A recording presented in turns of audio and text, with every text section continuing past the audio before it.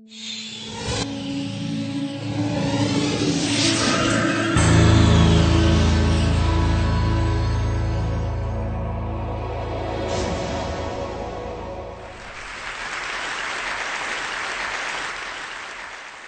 I was privileged to train in transplantation under two great surgical pioneers, Thomas Tazel, who performed the world's first successful liver transplant in 1967, and Sir Roy Khan, who performed the first liver transplant in the UK in the following year.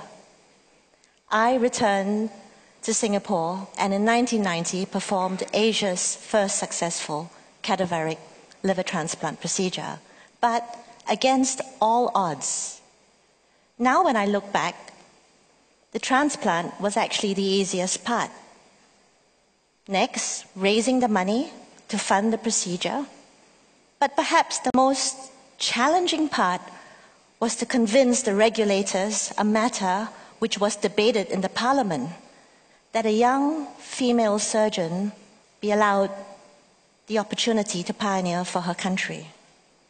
But 20 years on, my patient Surinder is Asia's longest surviving cadaveric liver transplant to date.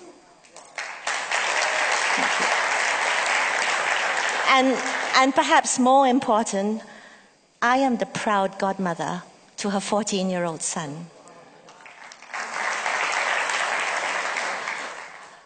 But not all patients on the transplant wait list are so fortunate. The truth is, there are just simply not enough donor organs to go around. As the demand for donor organs continues to rise, in large part due to the aging population, the supply has remained relatively constant. In the United States alone, 100,000 men, women, and children are on the waiting list for donor organs, and more than a dozen die each day because of a lack of donor organs. The transplant community has actively campaigned in organ donation, and the gift of life has been extended from brain-dead donors to living related donors, relatives who might donate an organ or a part of an organ like a split liver graft to a relative or loved one. But as there was still a dire shortage of donor organs, the gift of life was then extended from living related donors to now living unrelated donors. And this then has given rise to unprecedented and unexpected moral controversy. How can one distinguish a donation that is voluntary and altruistic from one that is forced or coerced from, for example, a submissive spouse, an in-law, a servant, a slave, an employee? Where and how can we draw the line?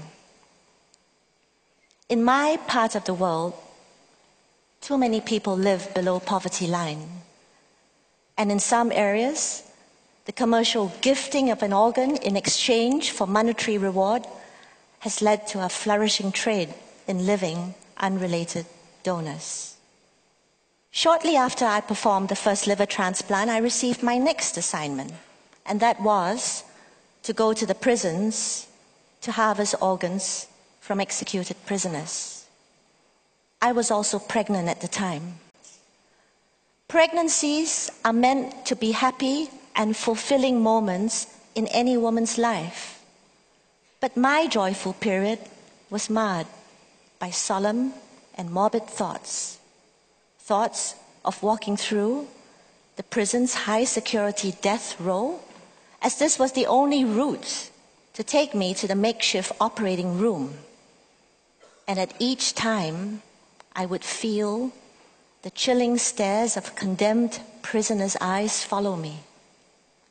And for 2 years, I struggled with the dilemma of waking up at 4:30 a.m. on a Friday morning, driving to the prison, getting gowned, gloved, and scrubbed, ready to receive the body of an executed prisoner, remove the organs, and then transport these organs to the recipient hospital, and then graft the gift of life to a recipient the same afternoon. No doubt I was informed that consent had been obtained. But in my life, the one fulfilling skill that I had was now invoking feelings of conflict. Conflict ranging from extreme sorrow and doubt at dawn to celebratory joy at engrafting the gift of life at dusk. In my team, the lives of one or two of my colleagues were tainted by this experience. Some others may have been sublimated, but really none of us remained the same. I was troubled that the retrieval of organs from executed prisoners was at least as morally controversial as the harvesting of stem cells from human embryos. And in my mind, I realized as a surgical pioneer that the purpose of my position of influence was surely to speak up for those who have no influence. It made me wonder if there could be a better way, a way to circumvent death and yet deliver the gift of life that might exponentially impact millions of patients worldwide. Now, just about that time, the practice of surgery evolved from big to small, from wide open incisions to keyhole procedures, tiny incisions. And in transplantation, concepts shifted from whole organs to cells.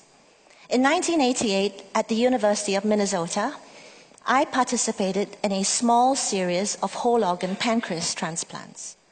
I witnessed the technical difficulty, and this inspired in my mind a shift from transplanting whole organs to perhaps transplanting cells. I thought to myself, why not take the individual cells out of the pancreas, the cells that secrete insulin to cure diabetes, and transplant these cells? Technically, a much simpler procedure than having to grapple with the complexities of transplanting a whole organ. And at that time, stem cell research had gained momentum following the isolation of the world's first human embryonic stem cells in the 1990s. The observation that stem cells as master cells could give rise to a whole variety of different cell types, heart cells, liver cells, pancreatic islet cells, captured the attention of the media and the imagination of the public. I too was fascinated by this new and disruptive cell technology, and this inspired a shift in my mindset from transplanting whole organs to transplanting cells. And I focused my research on stem cells as a possible source for cell transplants. Today we realize that there are many different types of stem cells. Embryonic stem cells have occupied center stage, chiefly because of their pluripotency, that is, their ease in differentiating into a variety of different cell types. But the moral controversy surrounding embryonic stem cells, the fact that these cells are derived from 5-day-old human embryos, has encouraged research into other types of stem cells. Now, to the ridicule of my colleagues, I inspired my lab to focus on what I thought was the most non-controversial source of stem cells, adipose tissue or fat. Yes, fat. Nowadays available in abundant supply. You and I think, would be very happy to get rid of anyway. Fat-derived stem cells are adult stem cells. And adult stem cells are found in you and me, in our blood, in our bone marrow, in our fat, our skin, and other organs. And as it turns out, fat is one of the best sources of adult stem cells. But adult stem cells are not embryonic stem cells. And here is the limitation. Adult stem cells are mature cells, and like mature human beings, these cells are more restricted in their thought and more restricted in their behavior, and are unable to give rise to the wide variety of specialized cell types as embryonic stem cells. But in 2007, two remarkable individuals, Shinya Yamanaka of Japan and Jamie Thompson of the United States, made an astounding discovery. They discovered that adult cells taken from you and me could be reprogrammed back into embryonic-like cells, which they termed iPS cells, or induced pluripotent stem cells. And so guess what?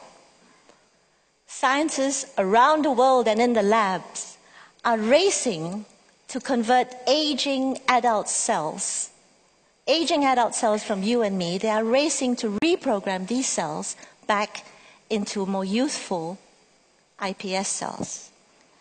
And in our lab, we are focused on taking fat and reprogramming mounds of fat into fountains of youthful cells, cells that we may use to then form other more specialized cells, which one day may be used as cell transplants. If this research is successful, it may then reduce the need to research and sacrifice human embryos. Indeed, there is a lot of hype, but also hope that the promise of stem cells will one day provide cures for a whole range of conditions: heart disease, stroke, diabetes, spinal cord injury, muscular dystrophy, retinal eye diseases. Are any of these conditions relevant personally to you? In May 2006, something horrible happened to me. I was about to start a robotic operation, but stepping out of the elevator into the bright and glaring lights of the operating room, I realized that my left visual field was fast collapsing into darkness. Earlier that week, I had taken a rather hard knock during late spring skiing. Yes, I fell. And I started to see floaters and stars, which I casually dismissed to too much high-altitude sun exposure. What happened to me might have been catastrophic, if not for the fact that I was within reach of good surgical access and I had my vision restored, but not before a prolonged period of convalescence, 3 months in a head-down position. This experience taught me to empathize more with my patients, and especially those with retinal diseases. 37 million people worldwide are blind, and 127 million more suffer from impaired vision. Stem cell-derived retinal transplants, now in a research phase, may one day restore vision or part vision to millions of patients with retinal diseases worldwide. Indeed, we live in both challenging as well as exciting times. As the world population ages, scientists are racing to discover new ways to enhance the power of the body to heal itself through stem cells. It is a fact that when our organs or tissues are injured, our bone marrow releases stem cells into our circulation. And these stem cells then float in the bloodstream and home in to damaged organs to release growth factors to repair the damaged tissue. Stem cells may be used as building blocks to repair damaged scaffolds within our body, or to provide new liver cells to repair damaged liver. As we speak, there are 117 or so clinical trials researching the use of stem cells for liver diseases. What lies ahead? Heart disease is the leading cause of death worldwide. 1.1 million Americans suffer heart attacks yearly. 4.8 million suffer cardiac failure. Stem cells may be used to deliver growth factors, to repair damaged heart muscle, or be differentiated into heart muscle cells to restore heart function. There are 170 clinical trials investigating the role of stem cells in heart disease. While still in a research phase, Stem cells may one day herald a quantum leap in the field of cardiology. Stem cells provide hope for new beginnings. Small, incremental steps, cells rather than organs, repair rather than replacement. Stem cell therapies may one day reduce the need for donor organs. Powerful new technologies always present enigmas. As we speak, the world's first human embryonic stem cell trial for spinal cord injury is currently underway following the US FDA approval. And in the UK, neural stem cells to treat stroke are being investigated in a phase 1 trial. The research success that we celebrate today has been made possible by the curiosity and contribution and commitment of individual scientists and medical pioneers. Each one has his story.